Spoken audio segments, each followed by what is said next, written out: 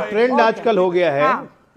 आजकल ये ट्रेंड हो गया है कि संविधान दिखाने वाले खटाखट या वारिस पठान जैसे लोग कैमरा माइक मैं बाबा साहब पहले के एक कंधे पे सेकंड अजय संविधान जी, की बंदूक चलाते हैं। बुरके वाली एआईएमआईएम की अध्यक्ष का इंटरव्यू रूबिका लियाकत लेने जाएगी। मैं ऐलान कर देती हूँ आज पहला इंटरव्यू मैं करूंगी। मेयर का भी आप लेंगे हाँ, पहला इंटरव्यू एआईएमआईएम की महिला बुर्का पहने अध्यक्ष का मैं इंटरव्यू करूंगी। ऐलान अजय आलोक जल्दी, और उसके बाद दो और, अजीज खान साहब और मलूक नागर, जल्दी से। वारिस भाई सुनिए, बहुत बड़ा कन्वीनियंट है आप लोग के लिए, कांग्रेस पार्टी के लिए, सपा के लिए, कि बाबा साहब के कंधों का इस्तेमाल करके संविधान की गोली चलाते रहिए, उसके पीछे बचते रहिए। तो ठीक है, बाबा साहब की सब बात मानते हैं ना आप लोग, सब बात मानते हैं ना? तो बाबा साहब ने अपने किताब में ही लिखा था भारत पाकिस्तान के विभाजन के समय कि अगर इस देश के मुसलमानों को चुनना पड़ेगा तो पहले वो धर्म चुनेंगे, बाद में राष्ट्र चुनेंगे, इसलिए पाकिस्तान चले जाना चाहिए। तो चले जाओ पाकिस्तान बाबा साहब की बात मान के। ये बात बाबा साहब की नहीं मानेंगे ना, फिर कहेंगे कि नहीं हम तो हिंदुस्तान के बच्चे हमने तो जिन्ना की टू नेशन थियरी को ठुकरा दिया। अरे आपकी डुप्लीकेसी, अपने हिसाब से आप चीजों को पिकअप करते हो, अपने हिसाब से पिकअप करते हो। संविधान, सुप्रीम कोर्ट का जब फैसला आया राम मंदिर के बारे में, तो यही ओवैसी साहब थे, सुप्रीम कोर्ट इज नॉट फॉलिएबल। यही अपने हिसाब से हर चीज को पिकअप करना है ना, पिकअप चूज वो नहीं चलेगा। समय बदल गया है, ठीक है ना? आपके जैसे कट्टरपंथी विचारधारा जो है इस देश को इस्लामिक राष्ट्र बनाने की, वो विचारधारा चलेगी नहीं। बाबा साहब को सेलेक्टिवली पिकअप करते हो, बाबा साहब को पूरा पिकअप करो ना। कब तक संविधान बाबा साहब को पूरा पिकअप करो, कब से आप लोग बाबा साहब को मानने लगे? शरिया लगाने वाले बाबा साहब को मानेंगे। अरे आज तो देश में हो गया रूबिका जी, बुर्का पहनने वाली महिला बाबा साहब को मानेंगे। तकलीफ हो जाती है, केस बुर्का का समर्थन, हिजाब का समर्थन, ट्रिपल तलाक का समर्थन बाबा साहब को मानेंगे। बाबा साहब ने कहा यूनिफॉर्म सिविल कोड लगाने, समर्थन दोगे? इसकी हालत कर दिया आप लोग ने अजय। संविधान में लिखा है यूनिफॉर्म सिविल कोड होना चाहिए, बाबा साहब ने लिखा है, समर्थन करेंगे पार्लियामेंट में। रस्ते पे तो बात मानते ही हो, देखिए भाग गए बाबा साहब के नाम से, प्रावधान में अरेस्ट करते हो। बाबा साहब का कंधा चाहिए खाली।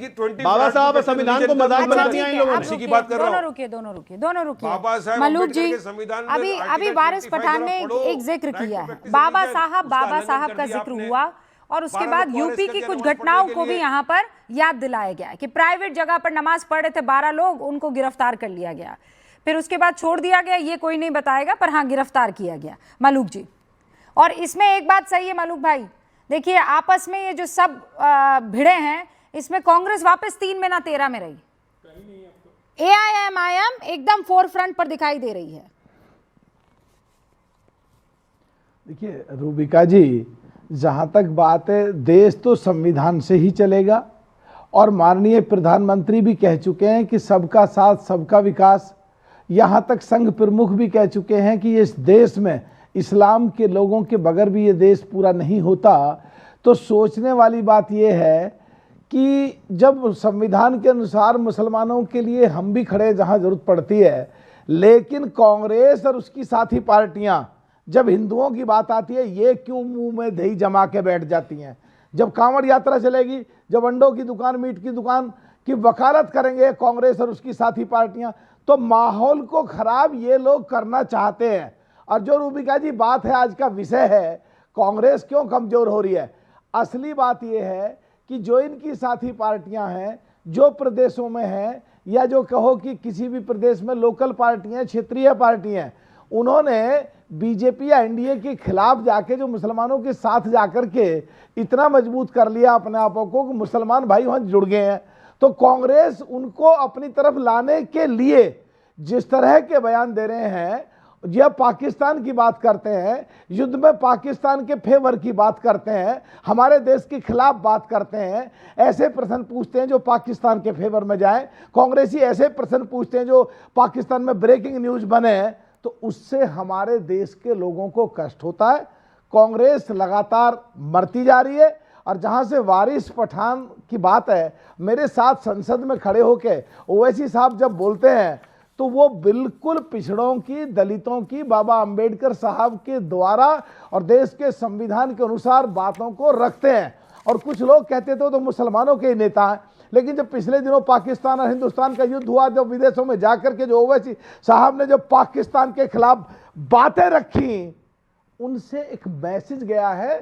और ओवैसी साहब को मुसलमानों के अलावा दूसरी जातियों के वोट भी मिलने लगे हैं, और उसमें कांग्रेस में मणिशंकर अय्यर जैसे लोग और दूसरे कई बड़े नेता, और जो वहाँ महाराष्ट्र के चीफ मिनिस्टर रहे हैं कि भारत पहले दिन पाकिस्तान में हारा, मणिशंकर जैसे लोग युद्ध अभी उसको बंद कर दो, ऑपरेशन को बंद कर दो, मलूक जो साहब इस तरह समझ में के आया। लोग बात बोलते हैं। तो फिर ये जो अजीज भाई कहते हैं और पंकज जी कहते हैं वो कहाँ झूठ बोलते हैं? आप लोगों की बी टीम की तरह आप लोग तो ऐसे उनको झेला दे रहे हैं, ऐसे झेला दे रहे हैं, तो वो जो अजीज भाई और पंकज भाई झूठ थोड़ी बोलते हैं कि आप लोगों की बी टीम है AIMIM। क्यों अजीज खान साहब?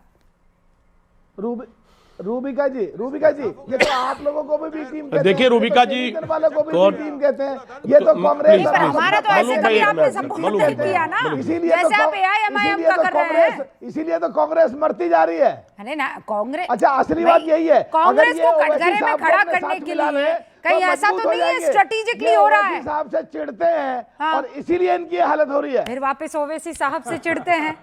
ये बड़ा इंटरेस्टिंग है, बहुत दिलचस्प है, कुछ तो है खेला। अरे देश के कोई संकेत दे रहे हैं मलूक भाई? देश के लिए जो बात रखे, हाँ। क्या डर के बात करने लगे? अगर बिहार में 6 सीट मांग रहे थे और 6 वो जीत के आए हैं और कांग्रेस ने खुद अपना बंटाधार करा, आरजेडी का बंटाधार करा, अगर ये उन्हें इज्जत के साथ मिला ले तो मजबूत हो जाएंगे। इनकी जमीनें खिंचती जा रही हैं, ओवैसी साहब इनके क्षेत्र को खाते जा रहे हैं, इसलिए इन्हें दिक्कत हो रही है, इसलिए उनका विरोध कर रहे हैं। हाँ तो वो सारी बात, अरे इतना तो बोलने की जरूरत ही नहीं है, खाली बी टीम और सबका सब आ जाता है उसमें, पैकेज है पूरा। अजीज भाई जवाब दीजिए। कह रहे हो ये देश की बात ना करें, देश के लोगों की बात ना करें। अजीज भाई, रूबिका जी हाँ। अरे भाई मलूक जी बोल चुके।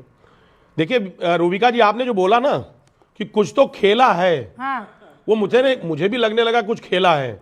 हम अंदाजा लगा रहे थे लेकिन ये क्लियर हो रहा, स्पष्ट हो रहा है। खैर करना भी चाहिए और अच्छी बात भी है, और सीटों की वकालत भी करनी चाहिए, बात भी रखनी चाहिए हमेशा साथी। अरे भाई मलूक जी सुनो यार एक मिनट। अरे सर बोलने दीजिए सर, मलूक सर बोलने दीजिए।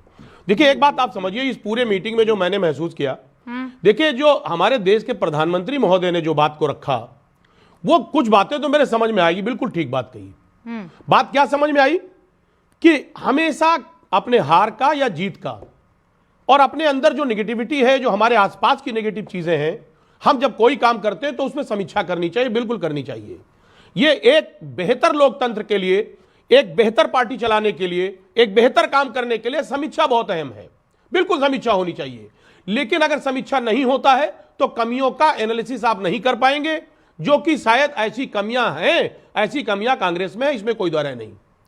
कुछ बातें और मैंने सोचा, देखिए बीजेपी से कई चीजें ऐसी जो बीजेपी से सीखने के लायक भी हैं और समझने लायक है, कि जैसे समीक्षा की बात की, और दूसरा एक बात जो बीजेपी के अंदर खास बात है, उसके नेताओं के अंदर और उनके कार्यकर्ताओं के अंदर। रुकिए ना अभी थोड़ा सा। अरे सर मेरी बात आप सुनेंगे नहीं? मलूक जी अरे मेरी बात सुन ले सर, सुन ले आप सर, सुन ले सर। क्या खास बात है कि एक चुनाव जीतने के बाद माननीय प्रधानमंत्री महोदय ने भी कहा वो दूसरे चुनाव की तैयारी पे लग जाते हैं। जो जिम्मेदारी कार्यकर्ता देता है, जिस पद के लिए वो चुने जाते हैं, उस पद को निर्वाहन नहीं करते, जनता का काम नहीं करते।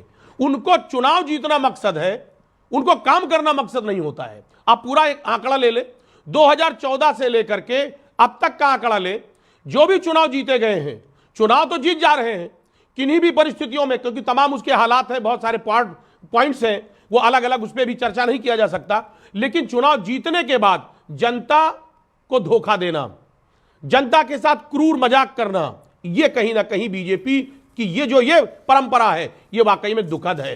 क्योंकि बीजेपी ये करती है, चुनाव तो जीत जाती है एन केन परकड़ेन जैसे भी दंड फंद से, लेकिन उसके बाद क्या होता है, कार्यकर्ताओं का काम नहीं होता। अभी देखिए अजय आलोक जी ने कहा, एक बड़ी बढ़िया बात कही। आप देखिए कि इन्होंने सीधा कह दिया कि साहब सेकुलर शब्द जो है वो बिल्कुल होना ही नहीं चाहिए। बताइए सेकुलर शब्द से इतनी नफरत, कितनी बड़ी बात है, छोटी मोटी बात है। जो आत्मा है इस मुल्क की, आत्मा जो सेकुलरिज्म है, इस मुल्क की आत्मा है, उस आत्मा को नष्ट करना चाहते हैं। अरे ये अपने, अरे सुनिए ना, अरे रूबिका जी सुनिए, अरे सुन रही हूँ अजीज भाई, पहले रुकिए ना। आत्मा जिसको आप आत्मा कह रहे हैं, उससे पहले क्या डेड बॉडी घूम रही थी देश की? क्या बात कर रहे हैं? आत्मा तो 75 में घुसाई गई है, जिसको आप आत्मा कह रहे हैं। सेक्युलरिज्म शब्द आपको लगता है हमारे पुरोधाओं ने संविधान के लगा दिया था? ये बताइए, अरे रूबिका जी, आखिर सेकुलर शब्द से इनको परहेज क्यों है? क्या नहीं चाहते कि लोग आपस में मिलकर रहें, आपस में मुत्तहिद रहें? आपने कहा सेक्युलरिज्म इस देश की आत्मा है, ठीक है, मैं संविधान की आत्मा है, बिल्कुल आत्मा है, हाँ, संविधान की आत्मा है ना। अब आत्मा 75 में नहीं 75 से पहले ये आत्मा कहां भटक रही थी? कहां भटक रही थी ये आत्मा? अरे भाई एक मिनट भाई, मेरी बात सुने, रूबिका जी, पूरी दुनिया इसके लिए अप्रिशिएट करती है, इस मुल्क का पूरी दुनिया अप्रिशिएट करती है। मेरा सवाल कहीं भी आप जाए, सेक्युलरिज्म पर मैं भाषण पहले ही दे चुकी हूं। अजीज भाई, सेक्युलरिज्म शब्द को खूबसूरत मैंने ही कहा था, वो आपने सुना है। मैं सेक्युलरिज्म शब्द से किसी तरह का कोई परहेज नहीं कर रही, पर जो आप उसको जोड़ना चाह रहे हैं संविधान से, और आत्मा जो बता रहे हैं, वो तो 75 में आई ना प्रभु। उससे पहले कहां थी ये आत्मा? उससे पहले हमारा देश एक नहीं था, उससे पहले देश में मोहब्बत नहीं थी, उससे पहले देश में हिंदू मुसलमान एक दूसरे के साथ उठते बैठते नहीं थे। आजादी के बाद 25 साल बगैर सेक्युलरिज्म के, उस शब्द के, क्या देश नहीं चला? अरे भाई, मैं कह रहा हूं, क्या सेकुलरिज्म हटा देंगे तो क्या देश नहीं चलेगा?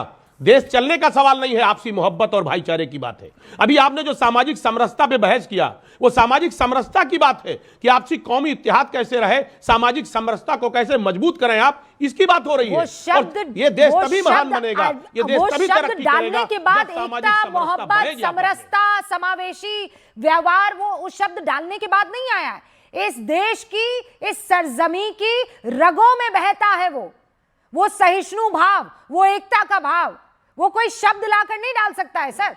मैं कह रही हूं, आजादी के 25 साल तक उस शब्द के आते थे ना पते थे। सेक्युलरिज्म जिसका आप बात कर रहे हैं, मलूक नागर जी कुछ कह रहे हैं, फिर मैं आती हूँ। 10 सेकंड, हाँ 10 सेकंड में सर बात खत्म कीजिए जी। मैं हमारे अजीज भाई मेरे बहुत ही प्यारे भाई हैं, मैं इनसे सीधी बात कह रहा हूं, ये एनडीए को, हम लोगों को ज्ञान बांटने के बजाय अपने साथी कांग्रेस को क्यों नहीं बांटते ज्ञान, जो रोज पूरे आप सब लोगों को हर प्रदेश में मारती जा रही है। ऐसा पूरे देश में कोई प्रदेश नहीं है। अब आखिरी 20-30 सेकंड बाकी सारे मेहमानों के पास। अजीज भाई ओनली 20 सेकंड सर। देखिए मलूक जी, बिल्कुल स्पष्ट है, हम अपने साथी को हिदायत भी देते हैं और अक्सर ये कहते भी हैं कि निंदक नेरे राखिए आगन ले बसाए। हमारे वो पार्ट हैं, हमारा वो हिस्सा है, और हिस्से में अगर कोई गड़बड़ी है, अगर जिस्म के किसी हिस्से में अगर कोई गड़बड़ी है तो उसको दुरुस्त करना, उसका इलाज करवाना, ये नो डाउट की कोई बुरी बात नहीं है, होना चाहिए। कांग्रेस में जो कमियां हैं वो कमियां रखना ये हमारा दायित्व है, और कांग्रेस में वो इंप्रूवमेंट करना है। सबसे पहले समाजवादी पार्टी के प्रवक्ता को यह पता होना चाहिए कि हमारा संविधान धर्मनिरपेक्ष नहीं, पंथ निरपेक्ष है। और पंथ निरपेक्ष आज से नहीं है, जब से संविधान की रचना हुई है तब से है, ठीक है ना। ये धर्मनिरपेक्षता सेक्युलर की चादर लगा के किसको पटाने की कोशिश की गई है। और कौन से समरसता की जब बात करते हैं तो समरसता सिर्फ एक समुदाय के लिए नहीं होती है, समरसता सारे समुदाय के लिए होती है। सिर्फ हिंदुओं का दायित्व नहीं है कि सहिष्णु बन के समरसता करते रहें, बाकियों का भी दायित्व होता है। एक दूसरी बात, समाजवादी पार्टी दो जिसमें एक जानी हो चुके हैं, तो मर्ज कर लो भाई, अलग अलग काहे हो, पंकज जी मर्ज कर जाओ। अखिलेश बिल्कुल वक्त की कमी है। Pankaj ji 20 second sir. मैं तो जिस दिन राहुल गांधी मुझे कहीं मिलेंगे तो मैं उनको रूबिका लियाकत जी की तरफ से ये सलाह दे दूंगा कि जल्दी से जल्दी उस कुएं का पानी पी लें जिसे पीकर नरेंद्र भाई यहाँ तक पहुंचे। नरेंद्र भाई की राजनीतिक अच्छाइयों को अपनाएं और अपना जीवन ले जाइएगा, वो डायरेक्ट सलाह दे देंगी सर। वो मैं 2-4 जगह तो फिक्स है, वहां तो मिल ही जाते हैं, आपको पहले से टिकट विकेट बुक करवा के वहां पहुंच जाना चाहिए, मिल जाएंगे, आई एम श्योर मिल जाएंगे। मतलब पंकज जी आपको भी ये कहना पड़ता है कि अगर राहुल गांधी मिल जाएंगे मुझको तो ये तो बड़ी अजीब सी बात है। मैं सिर्फ इतना कह रहा हूं रूबिका जी, अपनी बात सिर्फ इतना कह रहा हूं कि जिस सेकुलरिज्म से भारत की आत्मा को जोड़ रहे हैं समाजवादी पार्टी के हमारे अजीज खान साहब, 75 में जिस महिला ने आत्मा डाली, आपके हिसाब से 84 में उन्हीं के पुत्र ने उस आत्मा का क्या किया, यह विचार कर लीजिएगा। ओके, वक्त की कमी है। बहुत बहुत शुक्रिया आप सभी का। देखते रहिए न्यूज़ 18 इंडिया, गूंज भी।